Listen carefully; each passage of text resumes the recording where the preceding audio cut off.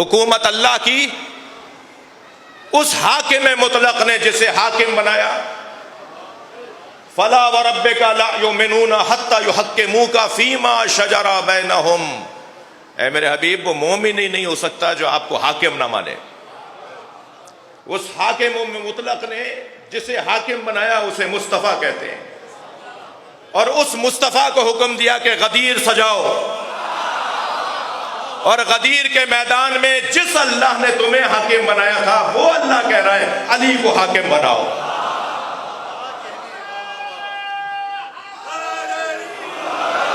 لہذا میدان غدیر میں آواز آئی من کنت مولا.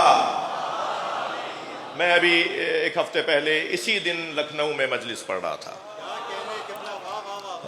تو علامہ ڈاکٹر قلب صادق کا شہر، ان کے یونٹی کالج میں بھی میں کالج دیکھنے گیا، شیعہ کالج بھی دیکھنے گیا، اور ناظمیہ اور سلطان المدارس مدرسوں کو بھی دیکھنے گیا. جی، تنظیم المکاتب، جامعۃ الزہرا، جامعۃ التبلیغ، ان اداروں میں جانے کی توفیق ہوئی. آیت اللہ حمید الحسن صاحب اور آیت اللہ شمیم الحسن صاحب قبلہ کے پاس بیٹھ کر تلمذ حاصل کیا. قلب صادق صاحب کا یہاں بڑا اچھا جملہ ہے. وہ فرماتے ہیں من کنت مولا، میں جس کا مولا ہوں. ترجمہ ٹھیک نہیں ہے، ترجمے دوبارہ کرنے کی ضرورت ہے. ہو گئے تھے بزرگوں نے اس وقت میں جو ان کے ذہن مبارک میں تھا وہ بھی صحیح تھے، مگر زبان بدل رہی ہے، باتیں سمجھ میں آ رہی ہیں، شعور بڑھتا جا رہا ہے، تو پھر ترجمے بھی بہتر ہونے چاہیے. مثلا مولا علی نے فرمایا سلونی سلونی قبل ان تفقدونی. ترجمہ کیا ہوتا ہے؟ پوچھو پوچھو اس سے پہلے کہ میں دنیا سے چلا جاؤں. بہت اچھا ترجمہ نہیں ہے، اس کو بہتر کریں گے ترجمے کو. سلونی سلونی قبل ان تفقدونی، پوچھو پوچھو اس سے پہلے کہ میں دنیا سے چلا جاؤں. نہیں، پوچھو پوچھو اس سے پہلے کہ تم مر جاؤ.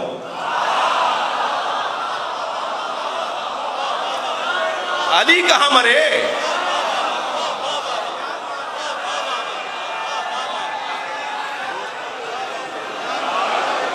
مولا علی سے زیادہ تو زندہ وجود کوئی نہیں ہے. جہالت کی موت پر جاؤ.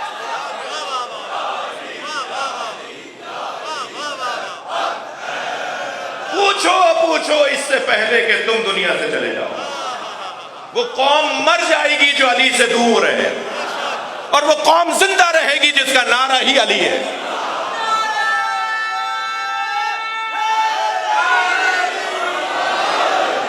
ایسے ہی اس مولا کے فرمان کا ترجمہ من کنت مولا، میں جس کا مولا ہوں. ترجمہ کرتے ہیں نا ہم ہی کرتے ہیں، ہم ہی ذاکرین کرتے ہیں، ہم ہی خطبہ ترجمہ کرتے ہیں. میں جس کا مولا ہوں علی اس کا مولا ہے. من کنت مولا فہذا علی المولا. سنی شیعہ نے لکھا ہے نا بھائی، سوشل میڈیا نے بہت ساری خرابیاں پھیلائی ہیں، مگر ایک خدمت بڑی کی ہے، لوگوں کو علی کے دروازے پر لے آیا.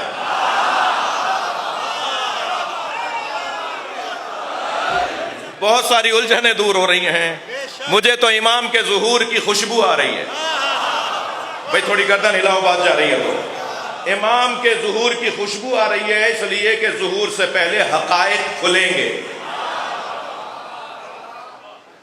سب دل سے آئیں گے نا، سب قبول کریں گے نا، زبردستی کوئی نہیں آئے گا. حقائق روشن ہو جائیں گے تو خود بخود آ جائیں گے. اور حقائق کا روشن کرنے کا ایک ہدف اس مجلس کا ہے. یہ مجلس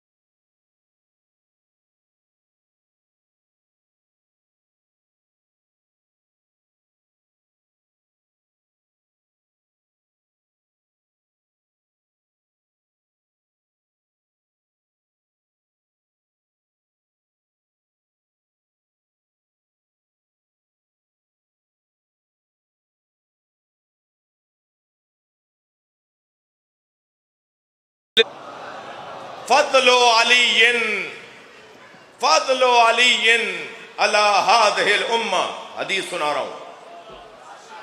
فضل علی، نبی فرما رہے ہیں فضل علی علی هذه الامہ کا فضل شہر رمضان علی سائر الشہور. میرے علی کی فضیلت اس امت میں ایسی ہے جیسے 12 مہینوں میں ماہ رمضان کی فضیلت. عجیب لب و لہجہ ہے سرکار دو جہاں کا. فضل علی علی هذه الامہ کا فضل شہر رمضان علی سائر الشہور. بات مکمل نہیں ہوئی، سرکار تو آگے تک لے جانا چاہتے ہیں. فرماتے فضل علی علی هذه الامہ کا فضل لیلۃ القدر علی سائر اللیالی. علی کی فضیلت اس امت میں ایسی ہے جیسے شب قدر کو ساری راتوں پر حاکمیت. فرمایا فضل علی علی هذه الامہ کا فضل الجمعہ علی سائر الایام. علی کی فضیلت میری امت میں ایسی ہے جیسے 7 دنوں میں جمعے کو حاصل ہے. پھر فرمایا فطوبا من آمن بہ، مبارک ہو اسے جو علی کو مانتا ہو. یہ نبی کا لہجہ ہے. فطوبا لمن آمن بہ، مبارک ہو اسے کہ جو علی کو مانتا ہو. وویل لمن جحدہ، اور جہنم ہے اس کے لیے جو علی کا دشمن ہے. فضیلت دو طرح کی ہوتی ہے. ایک فضل ہے جزائی، ایک فضل ہے عطائی. یہ کرو یہ کرو یہ کرو، ایسا رہو ایسے رہو تو تمہیں فضیلت ملے گی. یہ جزا کی بنیاد پر فضیلت. مشقت کی ہے، ریاضت کی ہے، محنت کی ہے تو پھر تمہیں یہ ملنا ہی ہے. یہ فضیلت اس وجہ سے مل رہی ہے کہ تم نے کچھ کیا ہے. یہ ہے فضل جزائی. اور ایک ہے فضل عطائی. جی، اللہ نے جنہیں فضیلتیں دے کر بھیجا ہے. مثلا بہت سے لوگ کہتے ہیں نا کہ صاحب کیا ہو، خیبر فتح کیا تو اتفاق تھا، جی خندق فتح کیا تو اتفاق تھا، ایسا ہوا اور ویسا ہوا اور ایسا ہو گیا. جی بدر میں اگر علی نے اتنے مارے تو اتفاق تھا، علی تو تھے اور کوئی اور ہوتا تو وہ مار لیتا. اچھا، نبی کے بستر پہ سوئے، کہا علی سے پوچھا تھا، علی نے کہا میں سو جاؤں گا، اتفاق ہوا. دعوت ذوالعشیرہ میں سرکار نے فرمایا میری کون مدد کرے گا؟ علی نے کہا میں کروں گا. نبی نے فرمایا یہ میرا وزیر ہے، اتفاق ہو گیا. بھائی کوئی 100 فضیلتوں پر بحث چلتے چلتے کہ یہ بھی اتفاقی یہ بھی اتفاقی، تو میں نے ان سے کہا کہ جب ساری فضیلتوں نے علی پر اتفاق کر لیا تو آپ کیوں نہیں کرتے؟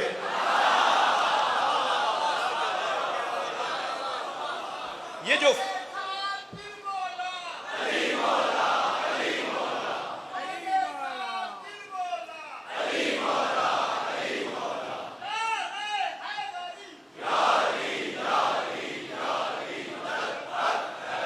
فضیلتوں کے 4 عنوان ہیں، آپ کو اندازہ ہو رہا ہے کیونکہ مسلسل ذاکرین خطبہ کو خدمت کے لیے حاضر ہونا ہے، اس لیے میں زیادہ ٹیلی گرافی گفتگو کر رہا ہوں، 2 اور 2 4 والی.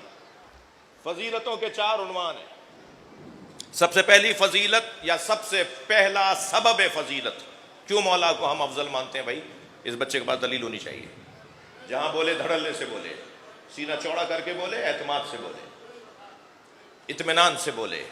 سب سے پہلا عنوان کسی کو بھی عظمت اور فضیلت کے عنوان سے یاد کرنے کا وہ ہے علم. جو سب سے زیادہ عالم ہے وہی سب سے بڑا ہے. ایک بہت روشن بات. قرآن پکار کے کہتا ہے هل يستوي الذين يعلمون والذين لا يعلمون، کیا جاننے والے اور نہ جاننے والے برابر ہیں؟ میں بہت دیر اس نقطے پہ رک سکتا ہوں، صرف ایک جملہ کہہ کے دوسری فضیلت کا عنوان بتا رہا ہوں. کیا جاننے والے اور نہ جاننے والے برابر ہیں؟ کس نے علی سے کیا کیا پوچھا؟ اگر بتاؤں تو مجھے 5 مجلسیں چاہیے، 5 گھنٹے چاہیے بتانے کے لیے کس نے علی سے کیا کیا پوچھا. مگر میں ایک لمحے کی اجازت دیتا ہوں، ایک لمحے کی اجازت دیتا ہوں، ایک نام بتاؤ جس سے علی نے پوچھا ہو. ہر شخص مولا علی کے دروازے پر علم مانگنے آ رہا ہے. اسلام آباد میں مجلس پڑھ رہا ہوں،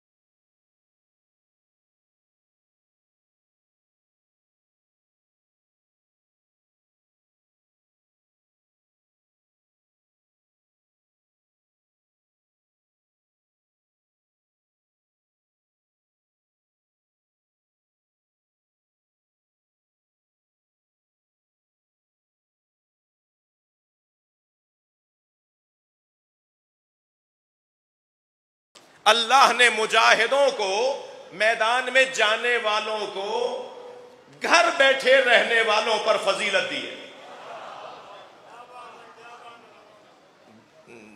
توجہ کے ساتھ سن رہے ہیں، اور میرے لیے آسانی یہ ہے کہ میں اشارہ کر رہا ہوں تو آپ پہنچ رہے ہیں۔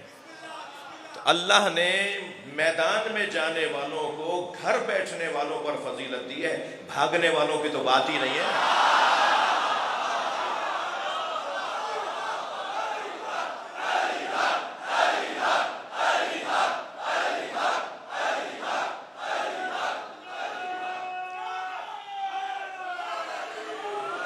استقامت، جہاد، میدان میں ڈٹنا، حوصلے سے رہنا، ہمت سے رہنا۔ آخری جملہ میرا سن لیجئے، فضائل کے باب میں، پاکستان میں ہمارا کوئی دشمن نہیں ہے، ان کی حیثیت نہیں ہے جو ہماری دشمنی کا عنوان ہے۔ ہمارا کوئی دشمن نہیں ہے، ہمارے جان ہیں، ہمارے عزیز ہیں۔ یہ آٹے میں نمک بھی زیادہ کہہ رہا ہوں میں، یہ چند لوگ ہیں جو شرارتی ہیں، شریر ہیں، فسادی ہیں، شیطان کے نمائندے ہیں، یہ ملک میں فساد پھیلانا چاہتے ہیں، جن کا آٹے میں نمک کے برابر بھی مقدار نہیں بنتی، بلکہ آٹے میں نمک تو مثبت مثال ہے، یہ ایک ماچس کی تیلی کی چنگاری بھی نہیں ہے، ان کا کوئی وہ نہیں ہے۔ الحمدللہ پاکستان کے اداروں نے، سیاستدانوں نے، ذمہ داروں نے بہت اچھے انداز سے بہت سارے غیر ضروری لوگوں کو اسمبلی میں نہیں آنے دیا، اور وہ جو اس ٹائپ کے ابھی سے شروع ہو گئے نا کہ یہ کر دیں گے وہ کر دیں گے، تمہارے تو آباء و اجداد منو مٹی کے نیچے دب گئے، ہم تو آج بھی چوک پہ مجلس کر رہے ہیں۔ یہ جو ذکر ہے نا اہل بیت کا، بس چند جملے اور سنیے، یہ جو ذکر اہل بیت ہے، یعنی جو یہ مجلس ہے، اس کے اندر کہیں اگر رکاوٹ کوئی ڈال رہا ہے نا تو آپ سمجھ لیجئے کہ وہ اہل بیت تک آنے میں رکاوٹ ڈال رہا ہے، اور اہل بیت تک آنے میں رکاوٹ کا مطلب ہے میرٹ کا قتل۔ میں آپ کی زبان میں بات کروں نا، آج کی زبان میں بات کروں نا، میرٹ بنایا ہے اللہ نے، کون معیار ہے، کون کسوٹی ہے، کون اہل ہے، اللہ نے بنا دیا ہے، وہاں تک آنے میں رکاوٹ ہے جو بھی عزاداری میں رکاوٹ ڈالتا ہے۔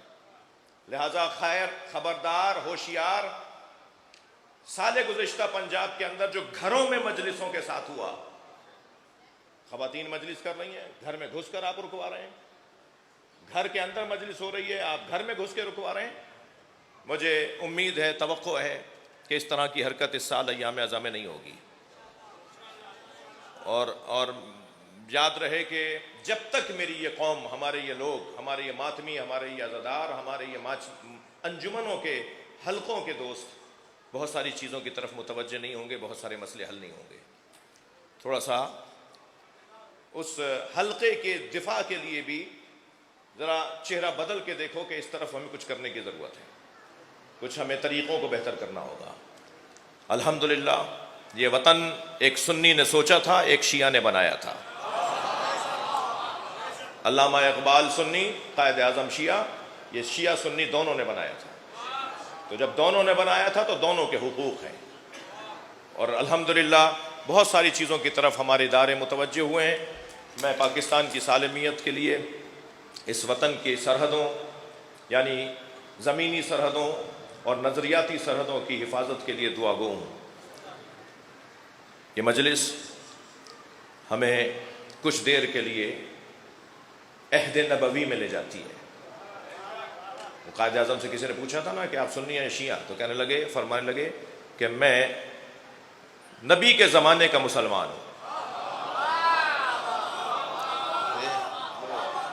نبی کے زمانے کا مسلمان۔ تو نبی کے زمانے میں پلٹ جانے کا مسئلہ جو عنوان ہے وہ تمام مسئلوں کا حل ہے۔ ہم اس دور میں پلٹ آئیں کہ جو دور نبی کا، اور نبی کا دور تو آج بھی ہے، جب تک محمد الرسول اللہ پڑھیں گے نبی کا دور ہے۔ تو مجلس ہمیں لے جاتی ہے مدینہ، مجلس ہمیں لے جاتی ہے مکہ، مجلس ہمیں لے جاتی ہے کوفہ، کربلا، اور مجلس ہمیں شام بھی لے جاتی ہے، مجلس ہمیں عصر ائمہ میں لے جاتی ہے۔ ہم بیٹھے تو اسلام آباد میں ہیں، مگر کچھ دیر کے لیے ہم کربلا چلے جاتے ہیں، ہمارا ذہن کربلا چلا جاتا ہے، اللہ ہمارے بدن کو بھی بار بار کربلا لے جائے. اور جب آپ کربلا جائیں نا تو ایک مزار پر سرخ پرچم لہرا رہا ہے، اور وہ سرخ پرچم اس مقتول اور مظلوم کا ہے جس کو اس کے بچوں کے سامنے مارا گیا. اجرکم اللہ، اجرکم اللہ. اللہ آپ کو کسی غم میں نہ رلائے.